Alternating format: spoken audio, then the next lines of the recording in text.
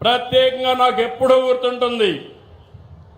మత్స్యకారులు కూడా ఇల్లు కడితే చేపలు కూడా ఎండబెట్టుకోవాలి కాబట్టి ఇంటికి అదనంగా డబ్బులు ఇచ్చిన ఘనత తెలుగుదేశం పార్టీదేనని చెప్పి కూడా నేను మీకు తెలియజేస్తున్నా.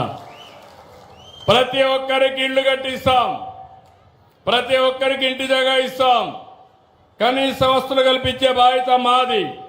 నేను ఒకటే మీ అందరినీ కోరుతున్నా, మీరు అభివృద్ధి కావాలి, బీసీల్లో ఐకమత్యం రావాలి. అట్లా కాకుండా ఏ వర్గానికి ఆ వర్గం విడిపోతే దానివల్ల మీరు నమ్ముకున్నటువంటి పార్టీకే నష్టం జరుగుతుంది.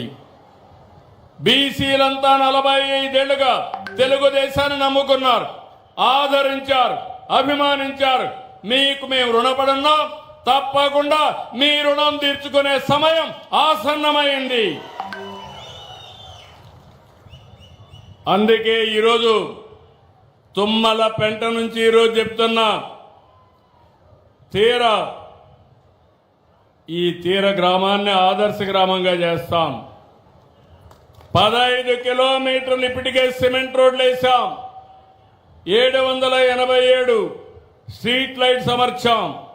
2462 గ్యాస్ కనెక్షన్లు ఇచ్చాం.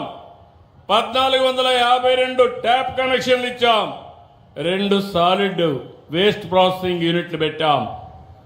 ఇంకో పక్క మీరు చూస్తే నెల్లూరు జిల్లాలో పరిశ్రమల కేంద్రంగా అవుతా ఉంది.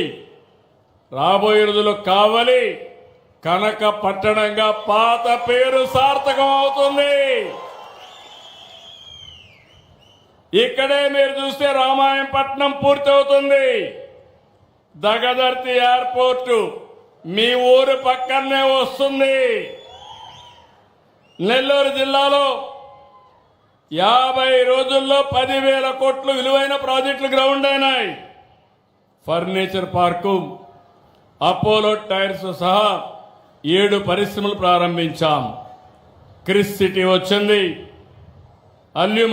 అల్యూమినియం క్లస్టర్ వచ్చింది, గోల్డ్ ప్లస్ గ్లాస్ ఇండస్ట్రీస్ అన్ని వచ్చాయి. ఇక్కడికి వచ్చినప్పుడు ఇప్పుడే ఎమ్మెల్యే గారు ఒక విషయం అడిగారు.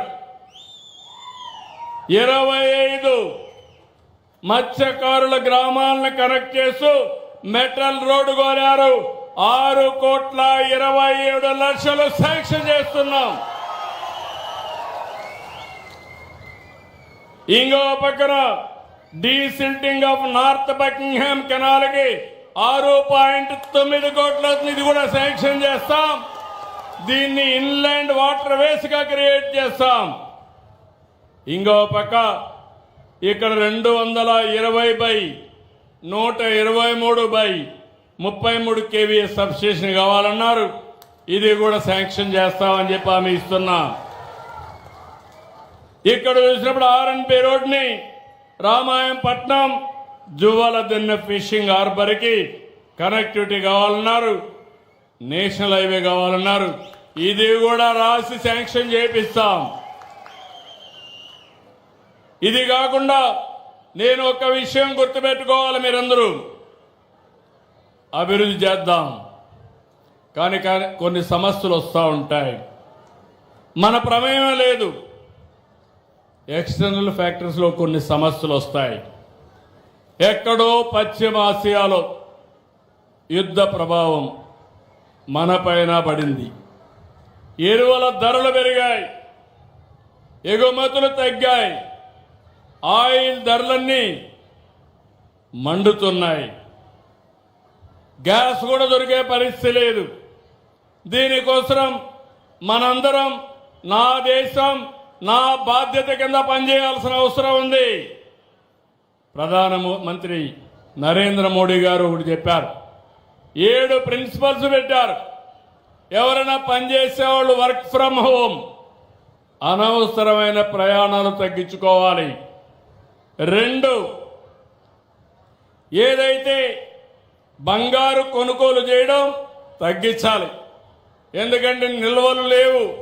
బంగారు కొంటే మన డబ్బులన్నీ విదేశాలకు వెళ్ళిపోతాయి. 3వది పబ్లిక్ ట్రాన్స్పోర్ట్నే వాడదాం. మనిషికి ఒక కారు వేసుకొని పోతే లేనిపోని పెట్రోల్ అంతా అయిపోయి బాధ వస్తుంది. కాబట్టి పబ్లిక్ ట్రాన్స్పోర్ట్ అంటే రైలు కానీ ట్రైన్ కానీ ఇవే వాడదాం.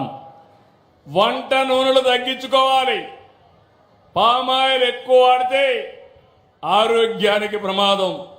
తగు మోతాదులో వాడాలి. మీ అందరికీ ఒక సమస్య కూడా ఉంది. ఇక్కడ సముద్రం పక్కన ఉంటారు.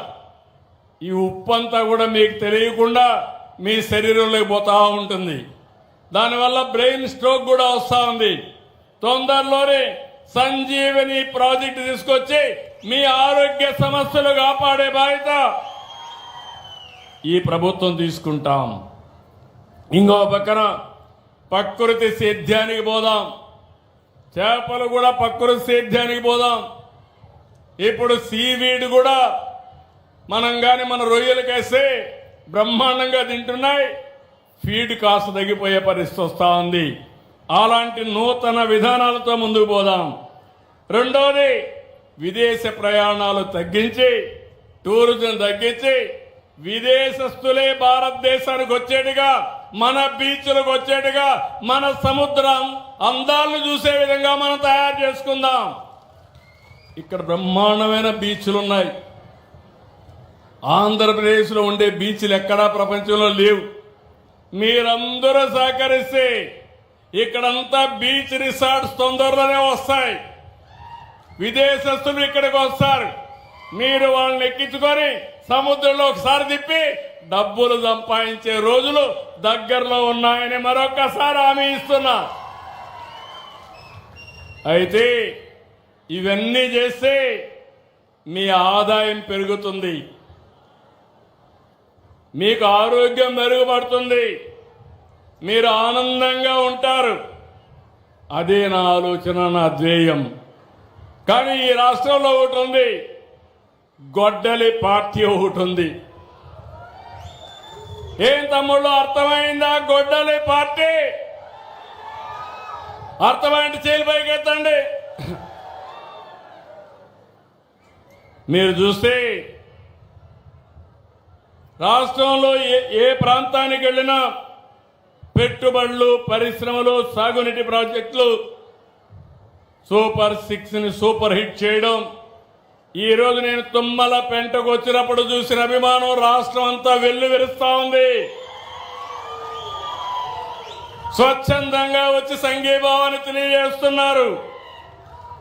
ఇది చూసి గొడ్డలి పార్టీకి ఫ్రస్ట్రేషన్ వచ్చింది, భరించలేకపోతున్నారు. అందుకే ఫేక్ ప్రచారాలు చేస్తున్నారు.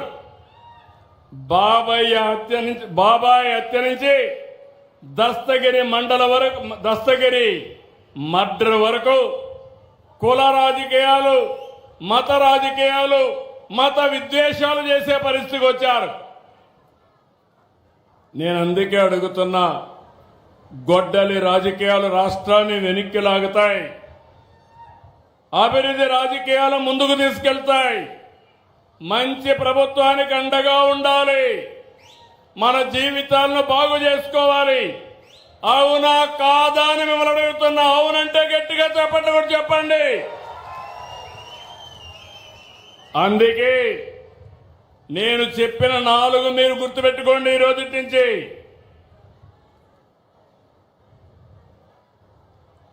తీరం మనదే,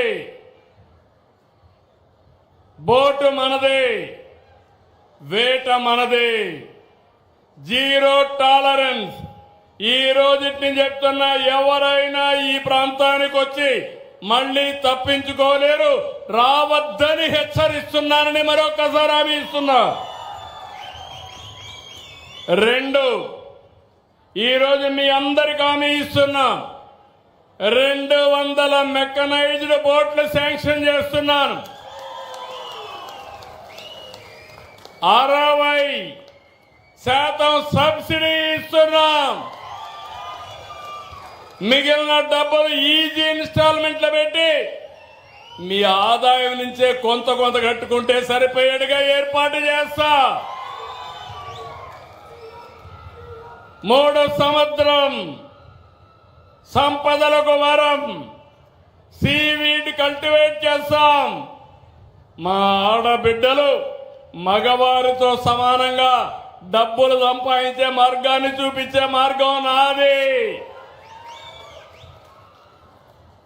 4, ఈ సముద్రం మా మత్స్యకారులకు సొంతం. మీ సాహసాలకి ఈ సముద్రమే ఒక వేదిక.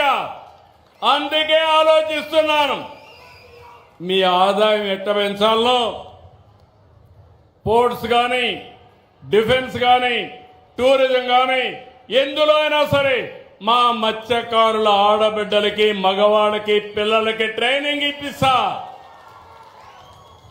స్కిల్స్ నేర్పించి మీ ఆదాయాన్ని ఇప్పుడు సూపర్ 6 ఇచ్చా, 20,000 వచ్చా, 20,000 నుంచి 60,000 ఆదాయం ఎట్టు వస్తుందో, 60,000 నుంచి 2 లక్షలు ఎట్టు వస్తుందో, సంవత్సరం మీ ఆదాయాన్ని పెంచి మిమ్మల్ని కూడా అందరితో సమానంగా ముందుకు రావడానికి ఏమేం చేయాలో అవన్నీ చేస్తాం. అందుకే మళ్ళా అడుగుతున్నా మిమ్మల్ని అందరినీ, నేను చెప్పింది అర్థమైందా అని అడుగుతున్నా. అర్థమైందా? అర్థమైంటే చేలు పైకెత్తండి. నాతో కలిసి పనిచేస్తారా అని అడుగుతున్నా. మళ్ళీ అప్పుడప్పుడు ఏమైనా ఆలోచనలు బయట వాళ్ళు వచ్చి ఎగబెడితే మోసపోవడాలు, మళ్ళీ వైకుంఠ పాడి చేయిద్దండి. నేను పైకి తీసుకెళ్లడం, మళ్ళా మీరంతా కూడా కిందికి తీసుకురావడం. నేను సీవీడ్ అన్నాను అంటే సముద్రపు నాచు. సముద్రపు నాచు చాలా విలువైనది. రేపు రాబోయే రోజుల్లో మనం వాడే మందుల్లో కూడా దీన్ని కలిపే అవకాశం ఉంది. మన చేపలకు పెట్టే అవకాశం ఉంది, ఎరువులకు వాడే అవకాశం ఉంది. మామూలు కెమికల్స్ వేస్తే ఆరోగ్యానికి హానికరం. ఈ నాచు కానీ, సముద్రపు నాచు వేసి కానీ తయారు చేసుకుంటే నేచురల్గా ఉంటుంది. ఇది అన్ని విధాలా ఉపయోగపడుతుంది. ఇక్కడికి వచ్చినప్పుడు నేను ఒక్క విషయం అడుగుతున్నా మిమ్మల్ని అందరినీ. మీ అందరికి కూడా ఎప్పటికప్పుడు పనులన్నీ ఆన్లైన్లో అయిపోతున్నాయా లేదా? మా ఫోన్లు మీ అందరికీ వస్తున్నాయా? పెన్షన్ ఇవ్వంగానే నేను టెక్నాలజీతో ఆడిట్ చేస్తున్నా. అది అవ్వంగానే ఒక IVRS మెసేజ్ పంపిస్తున్నానా? వస్తున్నాయా ఫోన్లు మీకు? అవన్నీ ఇప్పుడు లెక్క పెట్టా. నేను ఇక్కడ మీ జిల్లా కలెక్టర్ని అభినందిస్తున్నా. ఎందుకంటే రాష్ట్రంలో సాటిస్ఫాక్షన్ లెవెల్ హైయెస్ట్ ఉండే జిల్లా నెల్లూరు జిల్లా. దానికి కారణం జిల్లా అడ్మినిస్ట్రేషన్.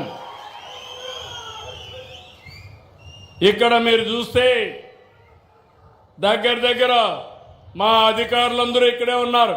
ఎక్కడున్నారు మా ఆఫీసర్లంతా? ఈ సైడ్ ఉన్నారు. ఈ సైడ్ ఆఫీసర్లంతా ఉన్నారు. నేను అందరినీ కూర్చొని పెట్టాను. మేమందరం మీకు సేవకులం, నాతో సహా సేవకులు తప్ప పెత్తందారులం కాదు. మీరు మమ్మల్ని ఎంపిక చేశారు. నేను ఒక టీం లీడర్గా పనిచేస్తున్నా. ఒక పక్క రాజకీయ నాయకులు, ప్రజాప్రతినిధులు, ఇంకో పక్క అధికార యంత్రాంగం, మూడో పక్క మీకు సేవ చేయడానికి తెలుగుదేశం పార్టీ కుటుంబ సభ్యులు కూడా, ఎన్డీఏ కుటుంబ సభ్యులు కూడా. అయితే ఈరోజు ఒక జవాబుదారీతనంతో పనిచేయాలని ఆలోచించాను. అందుకని బాగా పనిచేసిన అధికారుల్ని మీ ముందరనే అభినందిస్తున్నాను. బాగా పనిచేయని అధికారులుంటే కారణాలు ఏమైనా కావచ్చు, కానీ సున్నితంగా చెప్తున్నా, వాళ్ళు కూడా కరెక్ట్ చేసుకోవాలి. ఏదైనా సిస్టంలో లోపాలుంటే అవన్నీ కరెక్ట్ చేసే బాధ్యత మంత్రులది, అధికారులది. అధికార యంత్రాంగం మీ దగ్గరకు వచ్చి మీరు మెచ్చే విధంగా ఆ పనులు నెరవేర్చే బాధ్యత వాళ్ళకి అప్పచెప్పాను. అందుకే ఇక్కడ చూస్తే ఇరిగేషన్లు అయితే రాష్ట్రానికంటే ఎక్కువ బాగా ఉంది. 12.5% రాష్ట్రం కంటే బాగుంది. దానికి కారణం మొట్టమొదటిసారిగా రాష్ట్రంలో నెల్లూరు జిల్లాలో 2 పంటలకు నీళ్లు ఇచ్చాం.